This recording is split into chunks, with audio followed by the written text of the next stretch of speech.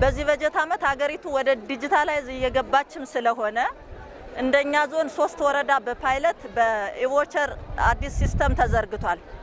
ስለዚህ እንደ ዞን 3 ወረዳ ላይ ያለን ፓይለት ወደ ግብይት ያስገባናቸው 34 ማህበር ቢኖሩንም አሁን ኢቫውቸር ወይም በቴክኖሎጂ ግብዓትን ለአርሶ አደሩ ማዳረስ የጀመር በ15 መሰረታዊ ማህበር ላይ ነው።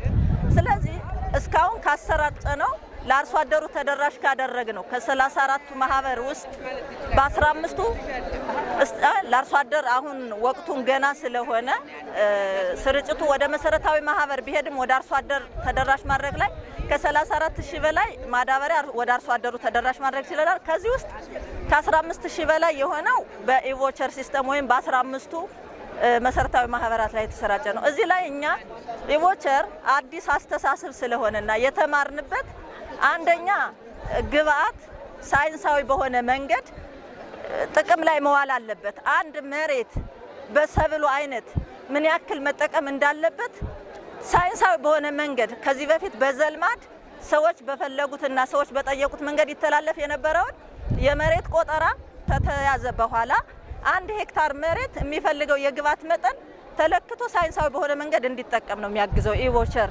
ሁለተኛ ነገር የገንዘብ ስርቆትን በጣም ይቀንሳል። ስርቆትን ማለት ነው። ይሄ ሲስተም ከዚህ እስከሚፈልገው እስከ ክልል ድረስ አሁን ይሄ አርሶ አደር የሚወስደው ግብዓት በሲስተም ክልል ላይ ያሉ ሰዎች ይቆጣጠሩታል፣ ፌደራል ላይ ያሉ ሰዎች ይቆጣጠሩታል። ስለዚህ ስርቆትን ዜሮ ማድረግ ይቻላል ኢቮቸር። ስለዚህ ከዚህ ባሻገር ከዚህ በጀት ዓመት 15ቱ መሰረታዊ ማህበር የሞከርነው ነው። እኛ አሁን የተማርንበት በቀጣይ ዓመት በዞናችን ባሉ በሁሉም ወረዳዎች ግብዓትን በኢቮቸር ነው የምናስተላልፈው።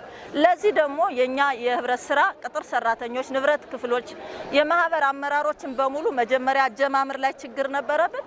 አሁን ግን ችግሩን ተሻግረን አርሶ አደሩም ጭምር ወዶት በስርቆትን እንዳስቀረለ ስርቆትን እንደተከላከለለት ስለገባው በዚህ መንገድ እያስቀጠልን ነው ያለነው። ከአረንጓዴ ደተር ጋር መጀመሪያ አንድ አርሶ አደር ምን ያክል መሬት አለው፣ ከዛ መሬት ውስጥ ምን ያክሉን ለበርበሬ፣ ምን ያክሉን ለበቆሎ፣ ምን ያክሉን ደግሞ ለሌሎች ሰብሎች እንደሚያውለው ተለክቶ ያንን ማዕከል ያደረገ ነው። በቴክኖሎጂ ክፍያውን ጨርሶ ሁሉንም ነገር ሲረጋገጥለት ነው የሚመጣ። ከእጅ ንክኪ የለም።